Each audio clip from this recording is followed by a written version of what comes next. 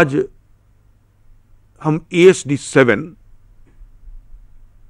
हिंदी संरचना पाठ्यक्रम पर विचार करने जा रहे हैं। जैसा कि आप जानते हैं, यह हिंदी का ऐच्छिक पाठ्यक्रम है। इस विषय पर अपनी विशेषज्ञता के साथ हमारे स्टूडियो में उपस्थित हैं डॉक्टर ठाकुरदास। डॉक्टर साहब भाषा वैज्ञानिक हैं, भाषाविद हैं, और इनके जरिए हम आपको हिंदी संरचना और खास तौर पर ध्वनि संरचना के बारे में विस्तार से बताएंगे। निश्चित रूप से ध्वनि संरचना के बारे में आपने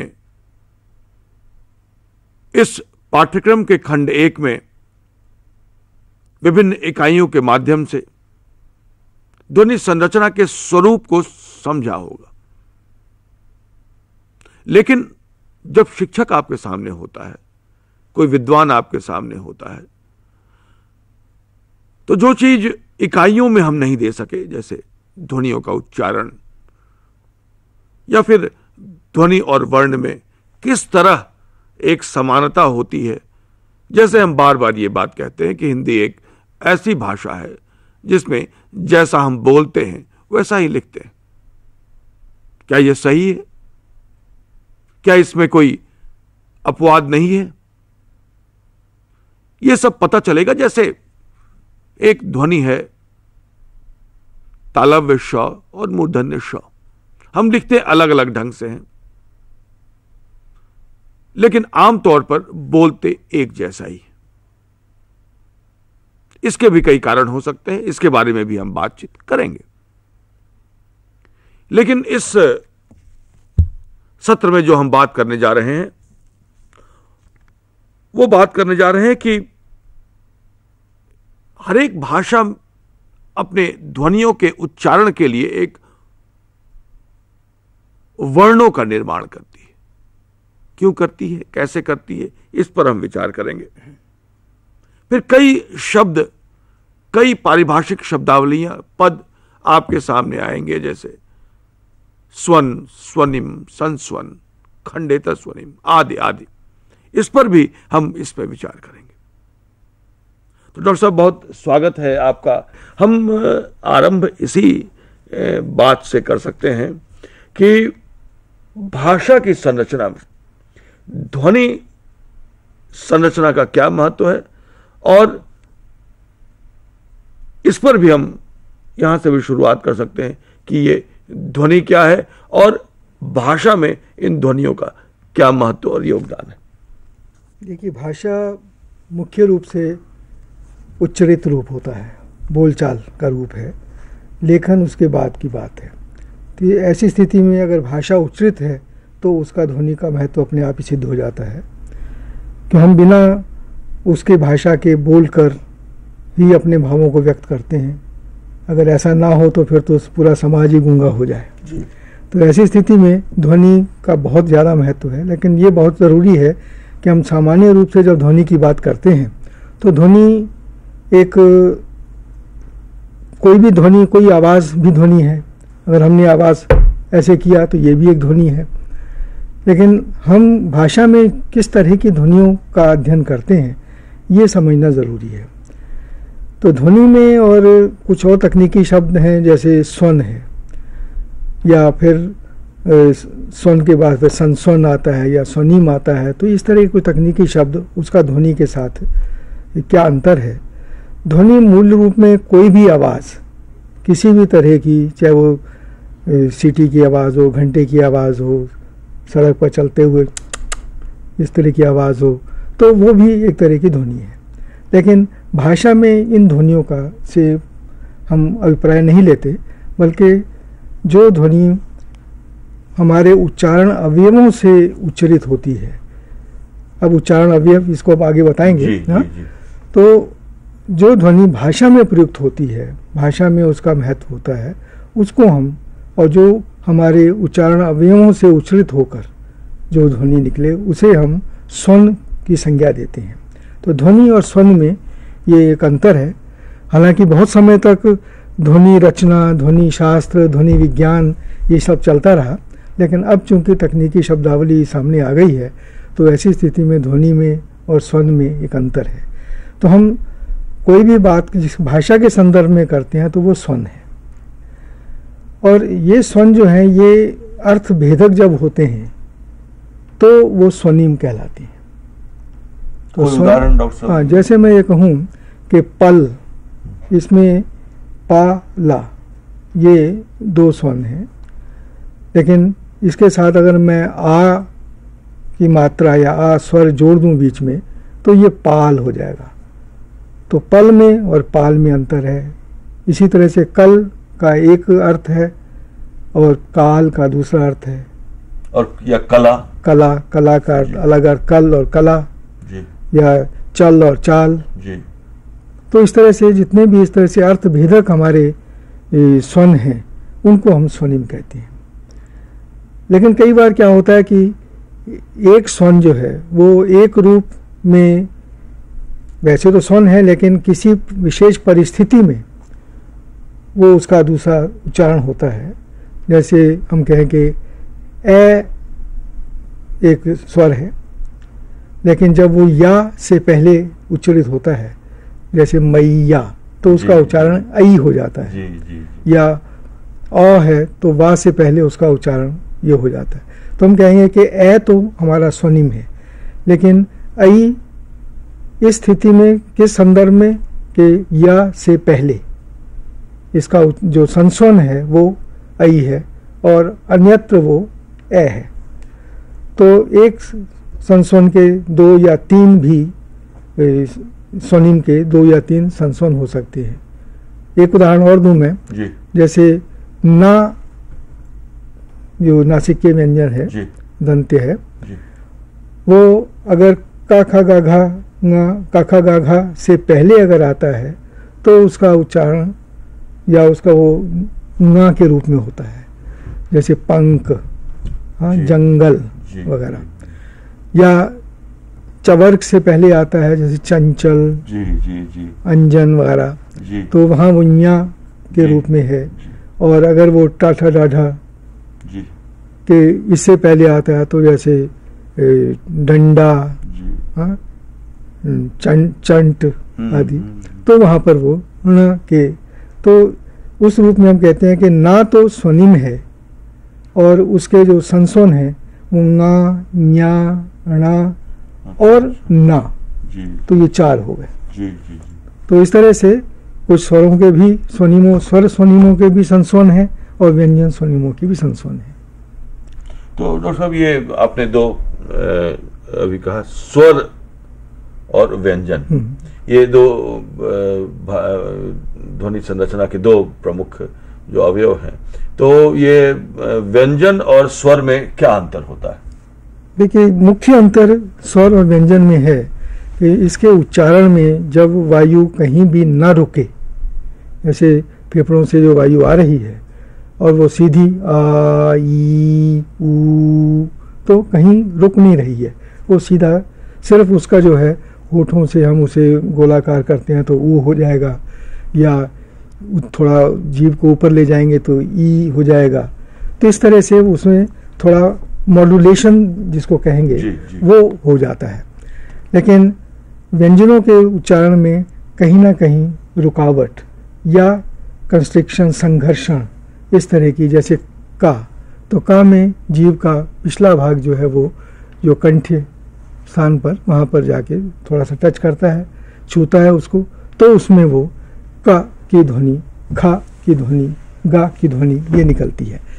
इसी तरह से हम कहें कि चा, तो चा में क्या है कि हम चा तक जाकर उसे छूते हैं, जो वर्ष का जो भाग है हम, और उसके साथ हवा घर्षण के साथ निकल रही है, तो ये इसको हम कह देते हैं स्पर्श संघर्षी व्यंजन है। च, छ, ज, झ। इसी तरह से क, ख, ग, घ ये कंठ ध्वनियां हैं, स्पर्श हैं। या इस तरह से ज, श, तो इसमें जो हवा जो है वो बिल्कुल संघर्षण या घर्षण के साथ निकल रही है, इसलिए इसके लिए हम संघर्षी ध्वनियाँ। तो ये नाम जो है, लेकिन मुख्य अंतर जो आपने पूछा कि वो स्वर और व्यंजन में ये है कि एक में हवा बिना किसी रुकावट के निकल रही है और व्यंजनों में किसी न किसी प्रकार की स्पर्श है तो वो रुकावट है। क, ख, ट, ठ, प, फ, इस तरह की जो ध्वनियाँ हैं उसमें ये रुकावट होती है, स्पर्श ध्वनियाँ हैं, और कुछ स्पर्श संघर्षी ध्वनियाँ हैं, कुछ संघर्षी ध्वनियाँ हैं आदि आदि। जी जी जी। तो स्वर और व्यंजन का यही अंतर है कि स्वर का जब हम उच्चारण करते हैं तो कोई अवरोध नहीं होता है, अवरोध नहीं। और व्यंजन का जब हम उच्चारण करते हैं तो कई अवरोध, वायु के निकलने में अवरोध होते हैं। इसके अलावा जैसे व्यंजन के निर्माण में स्वरों की क्या भूमिका है? देखिए, बिना स्वर के व्यंजन का अस्तित्व नहीं है जी। क्योंकि जैसे मैंने बताया कि व्यंजन में कहीं ना कहीं जो उच्चारण अवयव है वो किसी उच्चारण स्थान पर जाकर उसको छूता है, और अगर वो वहीं चिपक गया तो ध्वनि तो निकली नहीं। उसके बाद जब तक अ की ध्वनि उसमें नहीं आएगी तो वो व्यंजन उच्चरित नहीं हो पाएगा। तो ऐसी स्थिति में व्यंजन जो है वो स्वर की सहायता के बिना या स्वरों की सहायता के बिना उच्चरित नहीं हो सकते। जैसे जितने भी व्यंजन हैं हमारे, तो उन व्यंजनों में एक कोई ना कोई स्वर तो हमेशा लगा रहता होगा। हाँ, अस्वर तो हमेशा ही हर एक व्यंजन के साथ ही है।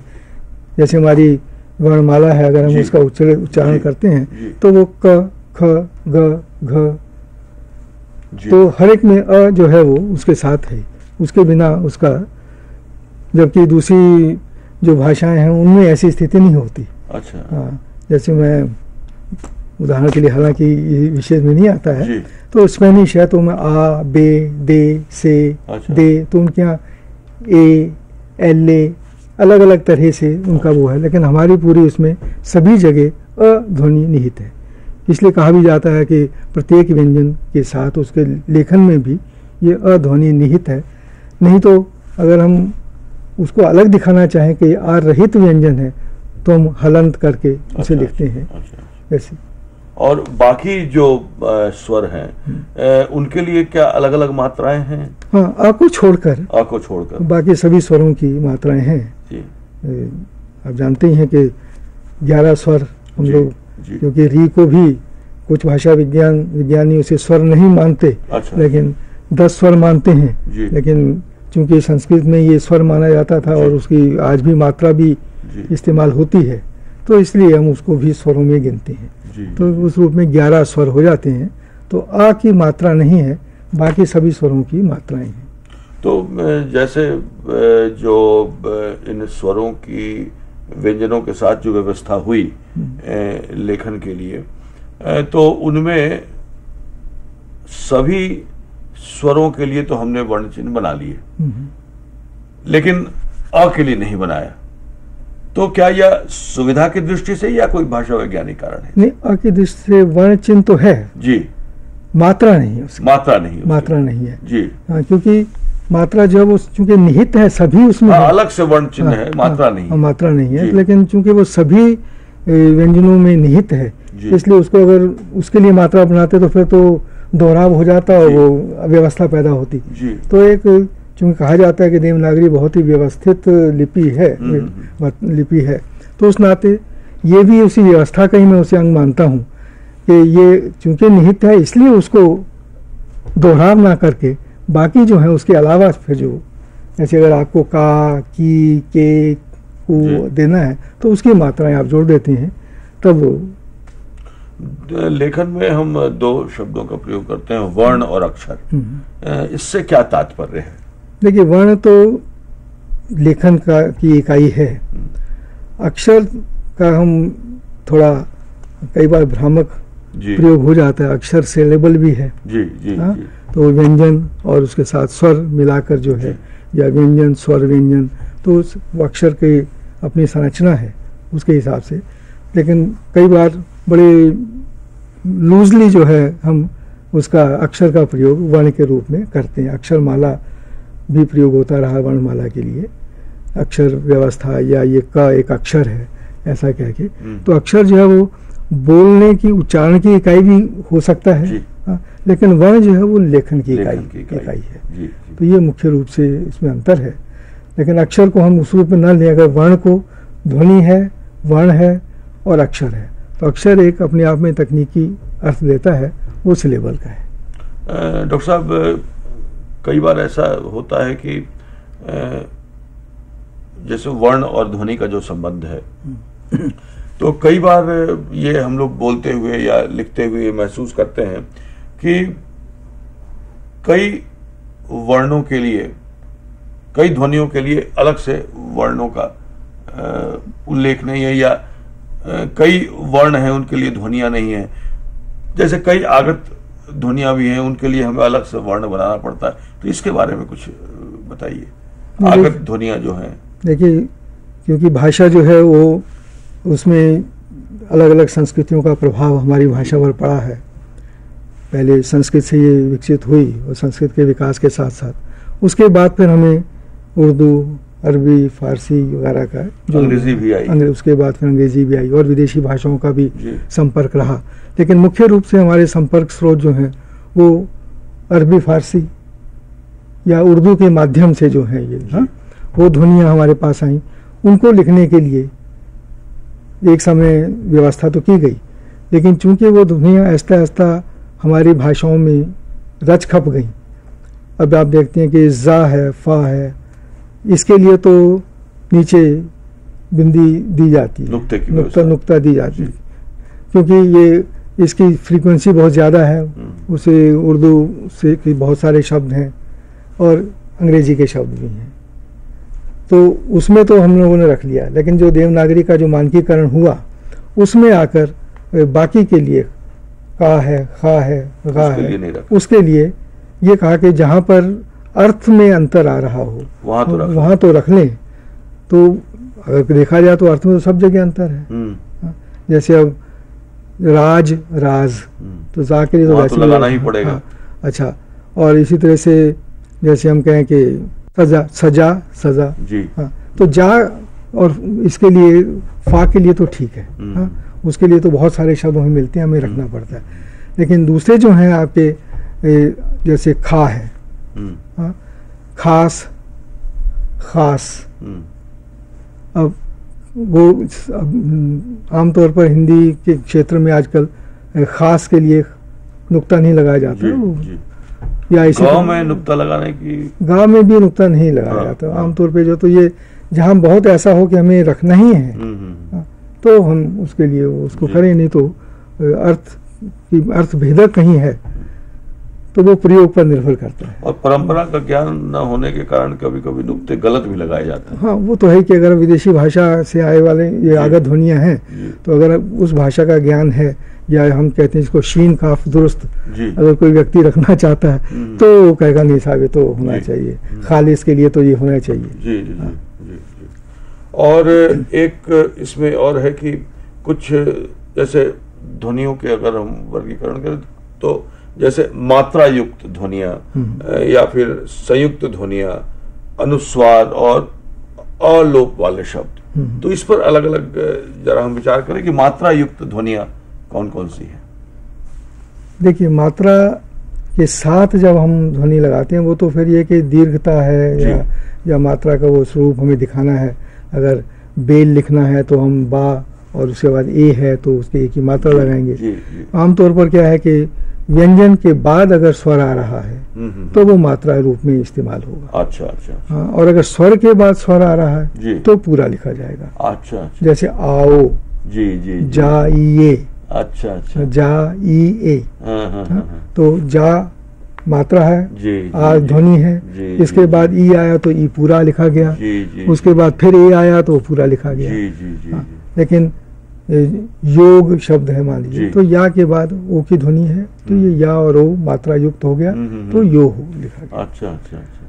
बाकी है कि आलोप के बारे में आपने अभी बात की, तो उसके बारे में बताऊं मैं कि हमारे यहाँ जो जैसे हम लिखते हैं उसमें और बोलने में थोड़ा अंतर है।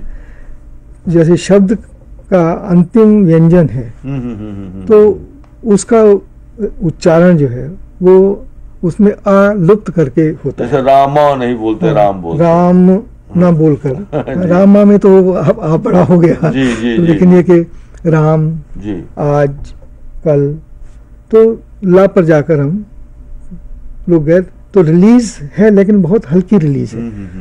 तो यहीं पर ही हिंदी और संस्कृत में भी अंतर हो जाता है। अच्छा। क्योंकि संस्कृत में तो वो जो अ ध्वनि है उसको वहाँ उच्चारित किया जाता है। अच्छा। हिंदी में वो नहीं किया जाता।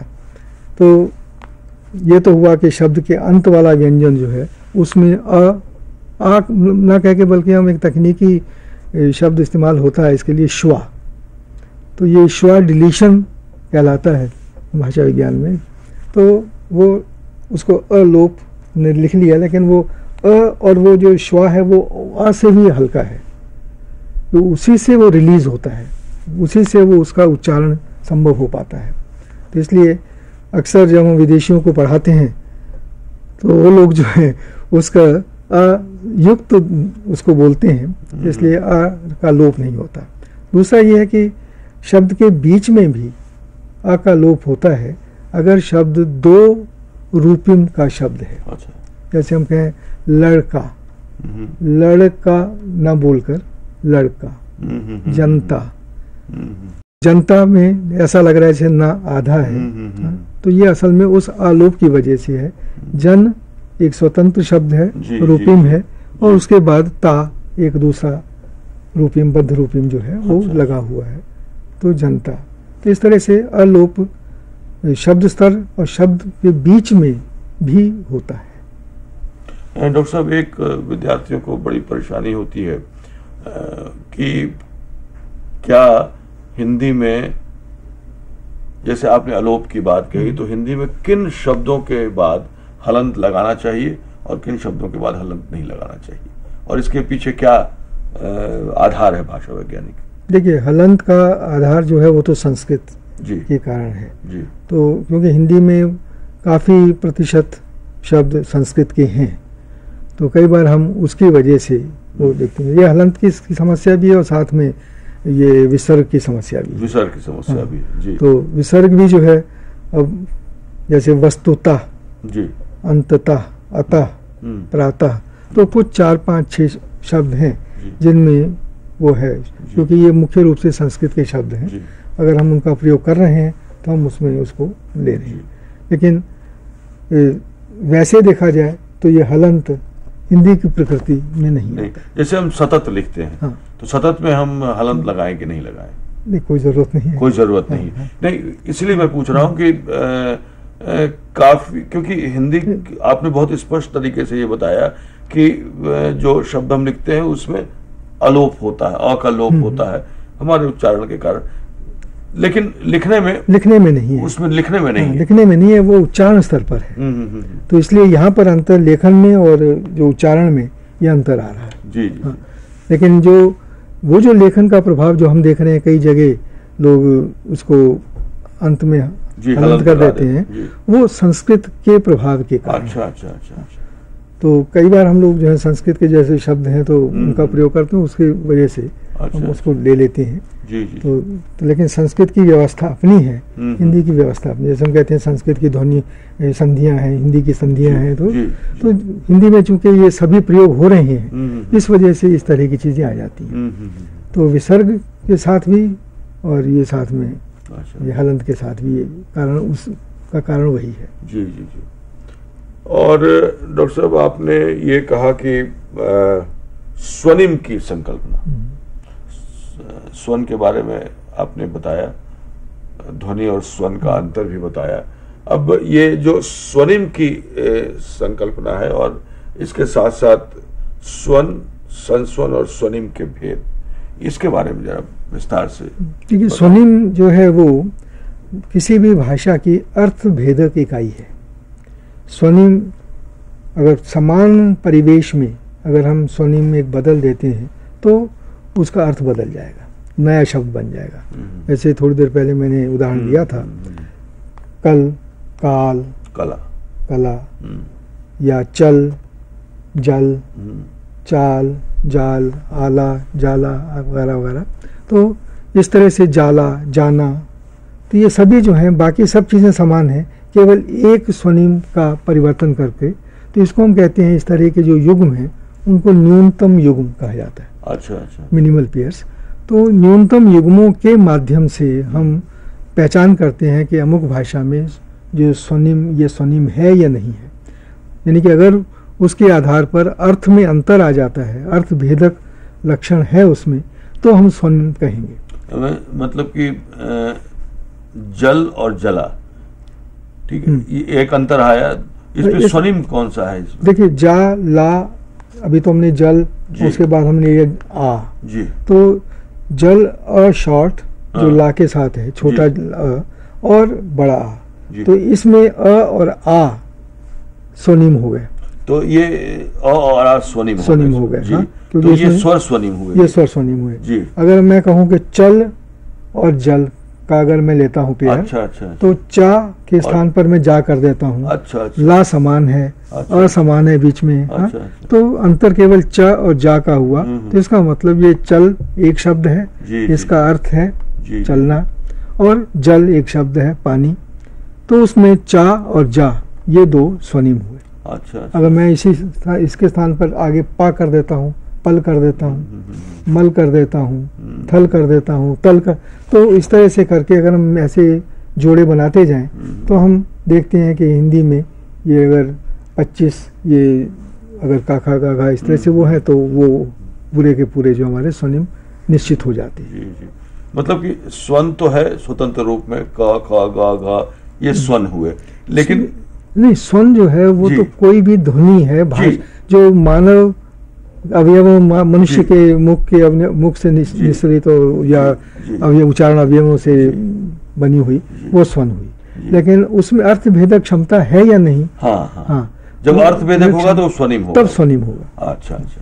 तो स्वनिम कैसे हम तय करते हैं उसका मैंने तरीका बताया कि हम जैसे कोई नई भाषा हमें सीखते हैं या नई भाषा पर काम करते हैं, तो हम उसकी स्वनिम व्यवस्था बनाना चाहें तो यही है कि हम जो भी शब्द हमें मिलते जाएं उनको इस रूप में रखें कि वो न्यूनतम युग्म बने, इसमें बाकी जो स्थिति है, परिवेश समान हो, केवल एक अंतर हो। ये जैसे चल है जी, और मैंने चा के स्थान पर जा कर दिया, बाकी ला वही रखा जी।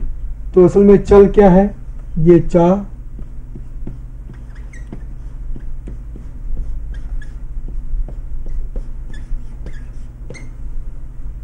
जी। अगर इसको हम तोड़ कर लिखें तो ये बना। और इसी तरह से जा को अगर हम तोड़ेंगे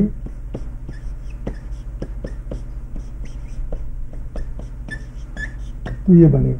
तो बाकी सब स्थितियां समान हैं, केवल हमने कम से कम परिवर्तन करके और ये देखा कि इस परिवेश में ये जो जा है जी, इससे अर्थ में अंतर आ गया चा के स्थान पर जा आने से। तो ऐसी स्थिति में हम कह सकते हैं कि चा और जा ये व्यंजन स्वनिम है, इसमें अर्थ भेदक क्षमता है, ये दो अलग अर्थवान शब्द हैं। जी जी जी। तो ये तो हमने ये समझ लिया कि ध्वनि क्या है, स्वन क्या है, और एक और शब्द का आपने बताया संस्वन, आपने कहा था। तो संस्वन ये है, जैसे ये अभी थोड़ी देर पहले मैंने लिया था, जैसे अ, ये हमारा संस्वन है, स्वर स्वनिम है, स्वर स्वनिम है जी। तो स्वनिम को हम इस तरह से स्लैशेस में लिखते हैं। अच्छा। और इसके किसी भी भिन्न स्थिति में अलग उसका उच्चारण हो जाता है। तो अ का उच्चारण जो है, अगर औ हो गया कहाँ पर कि वा से पहले, तो ये इसकी कंडीशन है। अच्छा अच्छा। तो संस्वन को हम इस तरह से लिखते हैं। अच्छा अच्छा। तो ये और जो संस्वनिम है वो औ के रूप में उच्चारित होता है जब वो वा से पहले हो। जैसे डॉक्टर साहब, एक स्वनिम के कई संस्वन हो सकते हैं? हो सकते हैं जी। जैसे, और बाकी जगह जो है ये, तो ये है अन्यत्र। अगर दो संस्वन है तो एक की तो हम जो भी उसकी स्थिति या संदर्भ या कंडीशन स्पष्ट कर देते हैं और दूसरे जो है उसको अन्यत्र लिख देते हैं। बाकी सभी स्थानों पर ये अ होगा, लेकिन जब ये वा के रूप वा से पहले आएगा तो ये औ हो जाएगा, जैसे कौवा, हौवा वगैरह। और इसी तरह से ए ये भी स्वनिम है और ये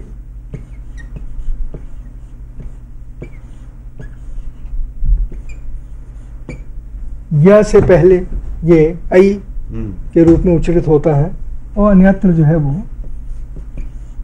जैसे कैसा, पैसा, जैसा, लेकिन मैया, भैया, नैया में या से पहले जो है, तो इस तरह से जो संस्वन होगा उसको हम इस रूप में लिखेंगे। और जैसे मैंने थोड़ी देर पहले ना के 4 संस्वन बताए थे, यहाँ पर मैं दे दूं, अगर ना है तो ये ना के रूप में, ना के रूप में,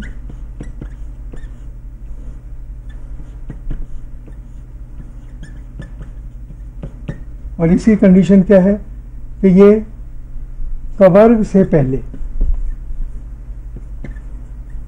चवर्ग से पहले, और ये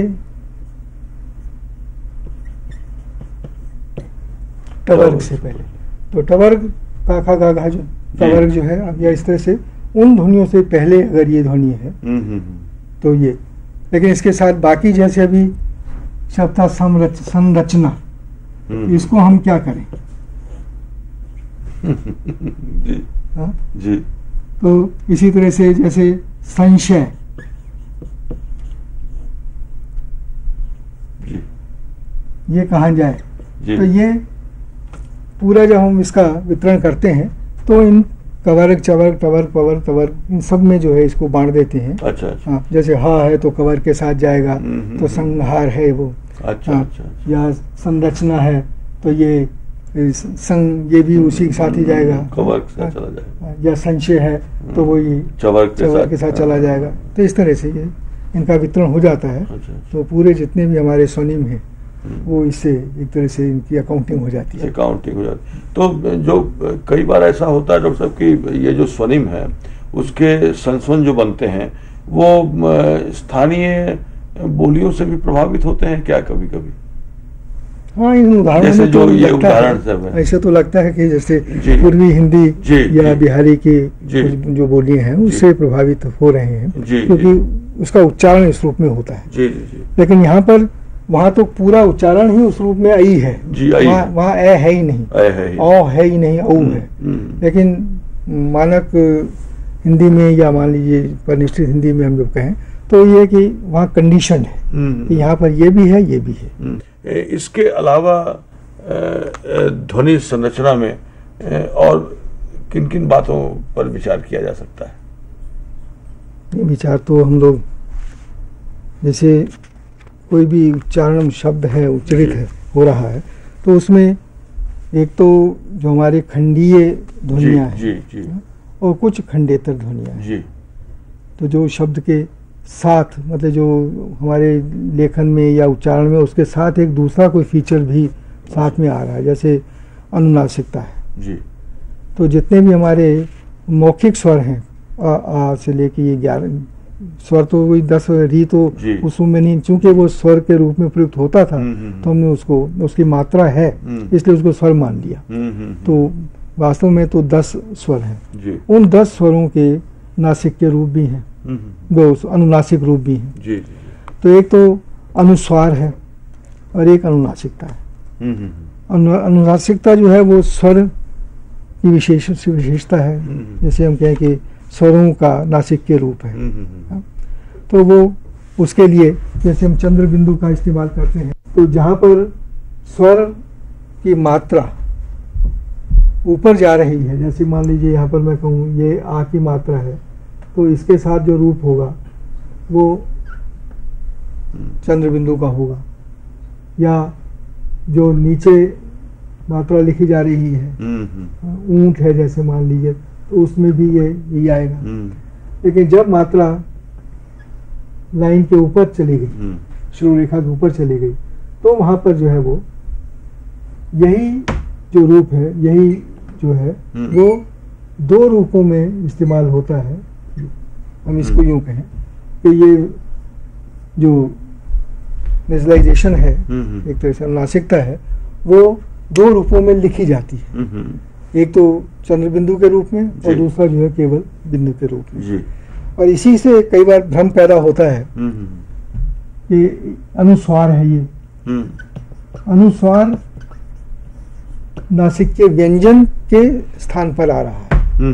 जैसे हम कहें शब्द गंगा, तो पुराने हिसाब से हम इसको चाहते तो ऐसे भी लिख सकते थे, गंगा, या पहले यूं लिखा जाता था ना के नीचे।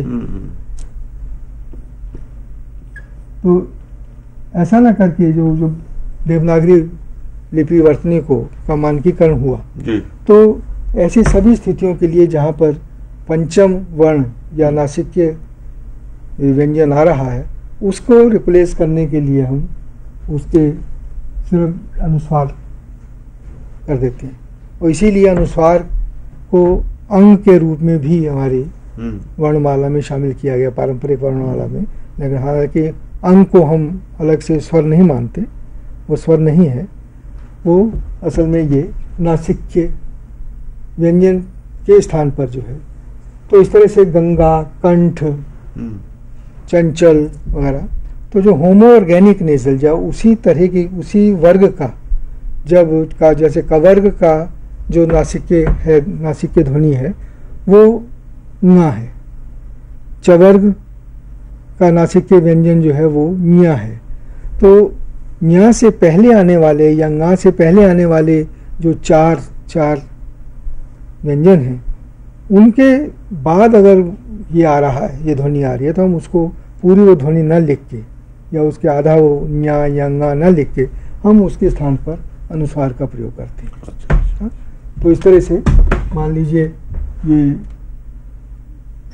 जन्म शब्द है, लेकिन अब क्या करें, जन्म को क्या करेंगे? क्या हम ना के स्थान पर ये करेंगे? ऐसा नहीं। अगर ये दोनों अलग अलग तरह की राशि के, अच्छा, तब तो हमें ऐसे पूरा लिखना। अच्छा। लेकिन अगर ये आ रहा है और सम्मान ना आ रहा है या मामा आ रहा है,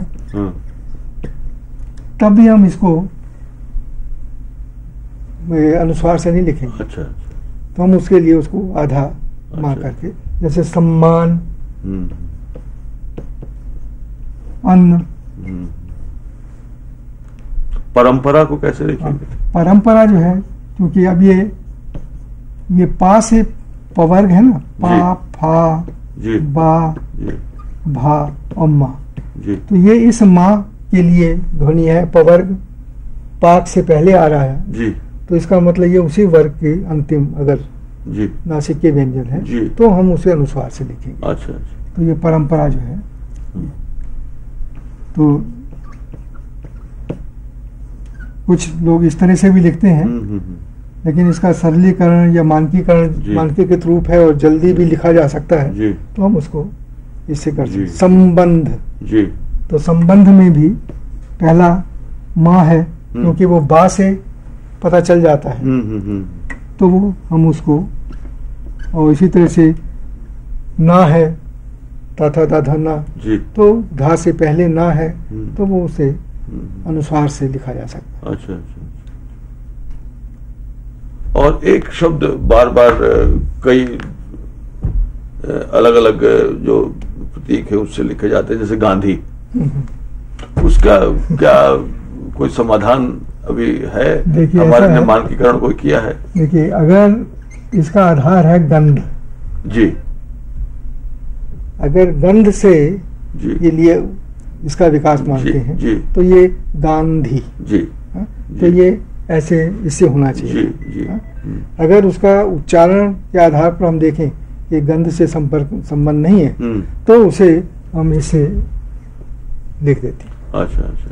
तो अब ये कि ये गांधी जो है, क्या इनका संबंध गंध विक्रेता या गंध उत्पादक या इस तरह से उससे रहा है या नहीं। अगर नहीं है तो ये रूप स्वीकार्य है उच्चारण के हिसाब से, क्योंकि जी, तो आ जो है वो उसका अनुनासिक रूप है, नासिक के रूप है, तो उसमें गांधी हम उसे कर सकते हैं। अच्छा। तो लेकिन जैसे दंत है, संस्कृत का शब्द है जी, और दांत जी जी, तो दंत चिकित्सा, दंत जी, दंत्य, तो उसमें तो चूंकि संस्कृत तो उसमें तो अनुस्वार है ही है जी। ये वाला जो है वो अनुनासिक है, क्योंकि ये अनुनासिक वाले शब्दों को लेकर और पंचवर्णों के शब्दों को लेकर काफी अभी हिंदी में चूंकि ये ध्वनि संरचना को और उसके आधार को सब लोग समझ नहीं पाते हैं, इसलिए इसमें काफी अराजकता है। नहीं, अराजकता तो कुछ हमारी मीडिया ने भी कर दी है। जी जी, प्रिंट मीडिया ने खास तौर पर, उन लोगों ने तो चंद्र बिंदु हटा ही दिया है जी, सभी जगह जो है जी, जबकि होना ही चाहिए कि अगर ये स्वर अनुनासिक स्वर है तो ये चंद्र बिंदु होना चाहिए जी, उसका ये वेरिएंट है जी, कि जब मात्रा ऊपर जाती है तो ये होना चाहिए। जी, तो लगता है कि शायद इस चीज को पूरी तरह न समझने के कारण ये स्थिति पैदा हो रही है। जी, जी, और उसको देखकर चूंकि मीडिया भी प्रभाव डालता है कि हाँ तो लिखा हुआ है, छपा हुआ है, तो उससे कई बार भ्रम पैदा होता है। तो ये जो ध्वनियां हैं इनको हम क्या खंडेतर ध्वनियां कहते हैं, क्या कहते हैं? हाँ, इनको खंडेतर कहेंगे क्योंकि ये दूसरी ध्वनियों के साथ साथ उचित हो रही हैं। जी, जैसे हम ये कहें कि जंक्चर है, जैसे हमारा संहिता जी, हाँ, तो जैसे मिलाना शब्द है, जी, तो जंक्चर या संहिता का मतलब है विराम। अगर इसके बीच में थोड़ा विराम हो जाए तो ये हो गया मिल आना। तुम मुझसे मिल आना, तुम मुझे मिलाना, तो मिलाना और मिल आना, तो थोड़ा सा अ का जैसे अंतर इसमें ये पूरा है तो यहाँ पर यह आ पूरा हो। तो इस तरह से बहुत सारे शब्द या बहुत सारे रूप जो है वो उस रूप में भी हमें मिलते हैं कि जंक्चर भी अर्थ भेदक हो जाता है। तो और खंडीय और खंडेतर में क्या अंतर है? खंडीय तो ये कि जैसे हम ये कहें जितने भी हमारे स्वर हैं, व्यंजन हैं, ये तो खंडीय ध्वनियां हैं। अच्छा अच्छा। उसके साथ अब जैसे स्वर के साथ अनुनासिकता जुड़ गई तो अनुनासिकता जो है वो हमारी खंडेतर हो गई, क्योंकि खंडीय के अतिरिक्त उसके ऊपर जो है हम ये दूसरी ध्वनि इस्तेमाल कर रहे हैं। मात्राएं हैं, जी जी जी, बलाघात है, तो ये कई चीजें हैं जो कि खंडेतर है। जी, अनुतान है। जी, जी, तो जैसे अनुतान कई बार एक वाक्य है वो शीला है, आश्चर्य हो सकता है, वो शीला है, स्टेटमेंट है एक तरह से, या शीला है तो वो एक तरह से प्रश्न भी हो सकता है। विद्यार्थियों, अभी आपने ध्वनि संरचना के बारे में एक व्यावहारिक जानकारी प्राप्त की। निश्चित रूप से आपको इसमें इस हिंदी की ध्वनि संरचना को समझने में मदद मिलेगी और आप शुद्ध भी लिख सकेंगे। विद्यार्थियों, फिर हम मिलते हैं अगले सत्र में। तब तक के लिए धन्यवाद।